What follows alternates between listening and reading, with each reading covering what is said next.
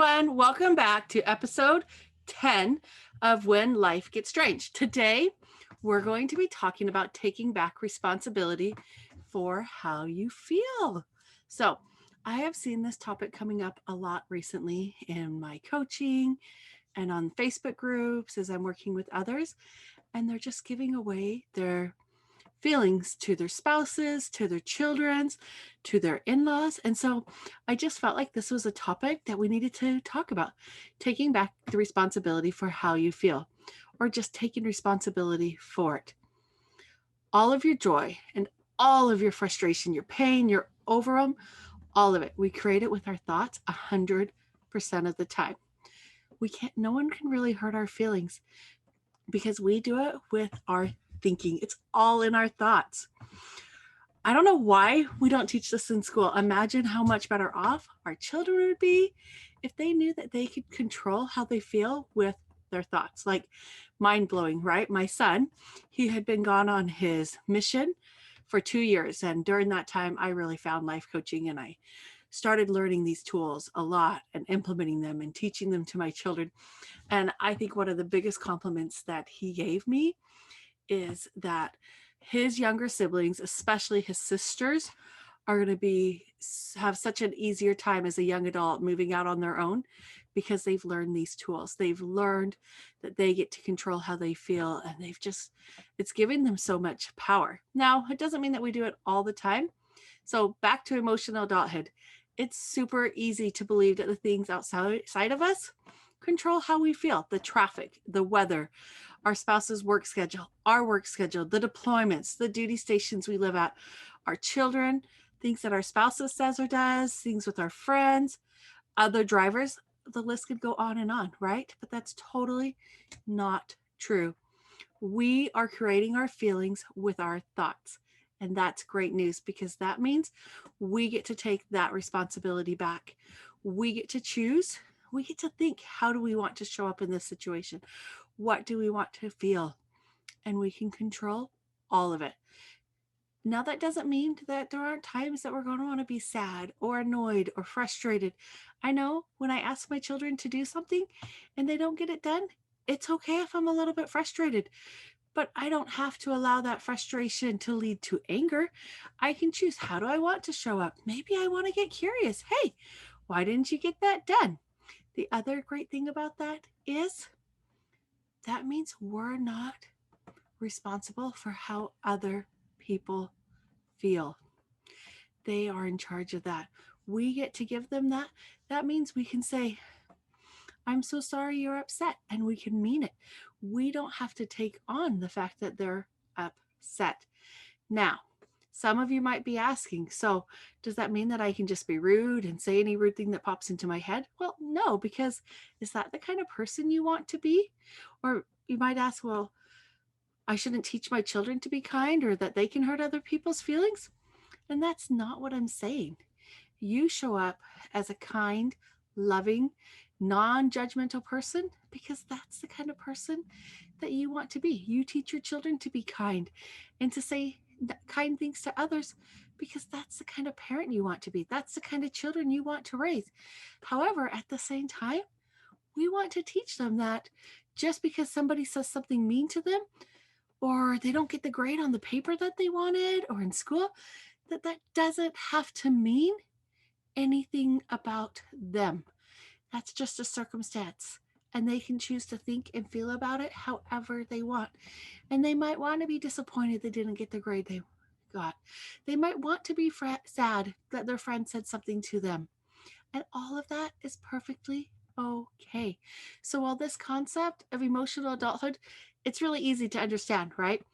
We get to control how we feel by our thoughts, but it's really hard to put it into play. It's so easy to fall into what I refer to as emotional childhood.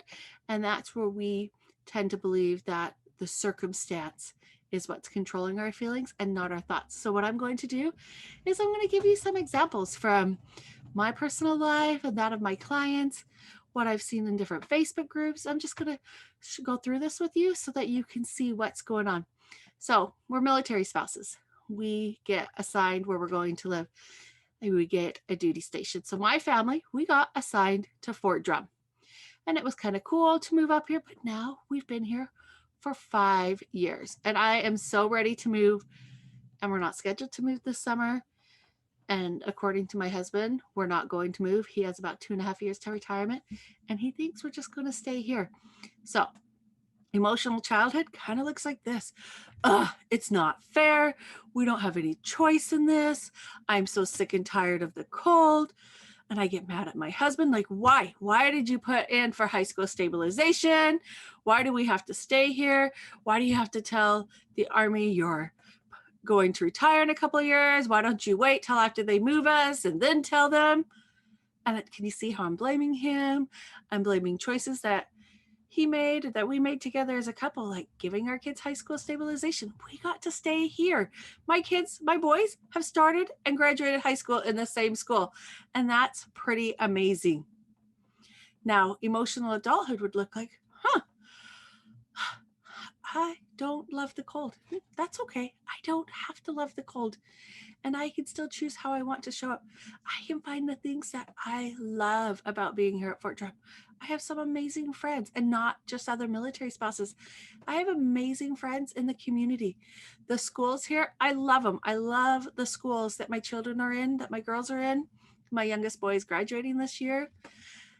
And I love the teachers. I love that they have friends here who they've known for the whole 5 years we've been here, because they're not military, and they've kind of got to grow up together, and we get to hang out and do fun things, and that is so awesome. So emotional adulthood might be like, I don't like the cold, but you know what? I can find things that I like about being here. I can buy warm winter clothes. Uggs are my favorite. If you live where it's cold and you don't have them, I totally recommend them. Spend the money on good winter gear, and not just for you, but for your children as well. Okay, so that's your duty station. You get to choose how you feel about it by what you're thinking, and recognize that you're creating all of it with your thoughts. The next one, working late. So my husband's been out in the field and he's back for a couple of days doing maintenance. And I'm like, sweet, that means we can have time together. And so tonight I was hoping that we would get to go out on a date. But guess what? He's stuck working late. And maybe we'll do a late night date. I don't know, because I don't know how early he has to be back at work in the morning. And naturally my brain wants to go, this isn't fair. His stupid job, stinking Army. I want to go to all these negative thoughts. But then I was like, you know what? I have a podcast to record. Let's go do that. Let me do something for myself. So I got a movie for the girls, and they're inside the house watching a movie, and I'm out here in the travel trailer, and no one's bugging me, and it's great. And I get to record this podcast for all of you. And we get to talk about taking responsibility for how you feel, as I'm working on managing my brain on how I want to feel and show up. Because the old Maria, she would have been really irritated at her husband. Well, why can't you just leave? And this time I'm like, I'm sorry, babe. That sucks. Maybe we'll get some time together alone when you get home, and maybe not. And you know what? Either way, it's going to be okay. So emotional adulthood doesn't mean we're happy all the time. It's recognizing we are in charge of our feelings. Now, I've seen a lot of people posting about what their spouses do when they get home. They want their husbands to come and engage with the family, and instead he's going and playing video games, or he's going and working on the garage, and they're getting upset, and they're mad at him, and they're mad at themselves, and they're thinking, if he loved me more, he would want to hang out with me. And that's not true. Him going and working in the garage or playing video games says nothing about you as a spouse, and it just says a lot about him, and it's all okay. So what does emotional childhood look like in that situation? We go and we nag at our husband, why don't you spend time with us? Why don't you love me? Why don't you want to be with your kids? And I'm guilty of that. I've done it, but since I've learned this tool, I'm really working on taking responsibility for how I feel, and learning to make requests instead of demands of my husband. Hey, Spencer, we would really love to eat dinner together as a family. when are you going to be done with that? When do you think you're going to be available? And as I've asked those questions, guess what, guys? He's showing up. But even if there's times he's like, dude, I've got so much going on here with this thing that I'm working on, I'm not going to be able to make it. I'm sorry. I don't make it mean anything about me or the kids. That's just him and what he's got going and his thoughts, and it's all okay. And I get to choose, how do I want to show up if he tells me no? And I'm working on being okay with it. Like, oh, that's a little bit sad. Okay. And I can choose to feel sad or even disconnected or even a little bit annoyed that that's what he's choosing instead. But recognizing that it comes from my thoughts and that it really has nothing to do with him has released so much frustration from my life. So that's what I would like you to work on. Another thing that we do as moms, especially, we want our children to feel happy and included all of the time. So today I took my daughters bowling. It was for Lily's birthday, and Lily got to bring a couple of friends, and we brought Taylor along. And we bowled for the first little while, and they all seemed to be having fun. And then Taylor came over, and she was kind of pouting. She was feeling a little bit left out, and she didn't like the game that the other girls decided to do. And I wanted to immediately go in and be like, girls, we need to do what Taylor wants because she's not feeling included. And then I took a step back and I was like, no, she's in charge of how she feels. She can choose to be happy and have fun, or she can choose to not. And she can sit here. She wanted to watch movies on my phone, and I didn't let her. I said, no, we're at the bowling alley. You can choose to bowl or not. But I'm doing some work stuff. I had some work videos and things that I was watching, a class that I'm taking. And I was like, this is what I'm doing. You guys can bowl. You're totally free to sit here. You don't have to bowl, but I'm also not going to let you watch movies the whole time. And it was hard for me. I wanted to go in and solve it for her, but I was able to remind her that she gets to choose how she feels by her thinking. These other girls, they weren't being mean to her. They weren't trying to not include her. They just wanted to play a different game than her, and they played her game first, and then it was a time for a different game at the bowling alley because Fort Drum has the best bowling alley, and it's glow in the dark and hyper bowling, I think it's called, and it's totally fun. And she sat there and she pouted for a good 15-20 minutes, and then you know what happened? She decided that wasn't very much fun, and she got up and she went and played. And it didn't take but a couple of minutes, so they were all laughing and having fun and playing together. And it was so hard. But in that moment, I showed up as the mom I wanted to be.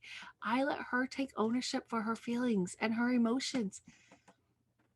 And that's how I want to show up as a mom. And I know there are going to be things, maybe she's going to be like, Mom did not solve that for me. And she's going to be mad about it. Who knows? She hasn't said anything more about it. We went home and we did other fun activities, and I'm okay with all of it. I'm okay if my kids want to be mad at me. I didn't used to be, but now that I am, it's all good. They can be mad. Okay. I love you enough to allow you to be mad at me. Now, I'm kind of hoping that my children grow up to be a better parent than I am, because that means my grandkids are going to have better parents. And isn't that amazing? My job is to just love them. And that's what I want to do. I want to show up as a kind and loving person. I want to take responsibility for everything that I'm feeling because that gives me the most power. Now, there's going to be times when you notice you're not living in an emotional adulthood and you're acting out of what we call emotional childhood. Remember, emotional adulthood is when you take responsibility for how you're feeling. Good, sad, frustrated, bad, mad, whatever it is, you take responsibility for it. Emotional childhood is when you believe that the circumstance or the other person has the power to control how you're feeling. And when you find yourself doing that, it's okay. It's not a big deal. Just go ahead, take a pause, take a couple of deep breaths. I really enjoy finger breathing. You breathe in and out with your fingers. That to me is amazing. And ask yourself, what's going on, hon? Is there something that you need? And then when you notice that your children or your spouse or a friend, maybe they're acting out of emotional childhood, it's okay. What if you give them a break? Personally, I love to believe that we're all doing the best we can with the knowledge at hand. And that doesn't mean that we don't strive to become better, because that's part of human nature. We all want to get better. We all want to improve. But when we can take that pause and we can ask, what's going on? It's where we can gain some curiosity and we don't have to beat ourselves up. So when I start to feel frustrated, I don't have to try and change it. When I can just remind myself that it's coming from the thoughts in my head and that it's really not a big deal. So I encourage you to try this. Take back the ownership. Stop giving your power for how you feel away to others and to the military and to work. Take it all back and see what changes. Let me know.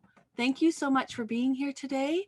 I hope you got something out of this podcast. You can find me at Maria Strange Coaching on Facebook and Instagram. I'd love to connect. Leave me a review. Share the podcast if you like it. And we'll see you next week. Have a great day. Bye.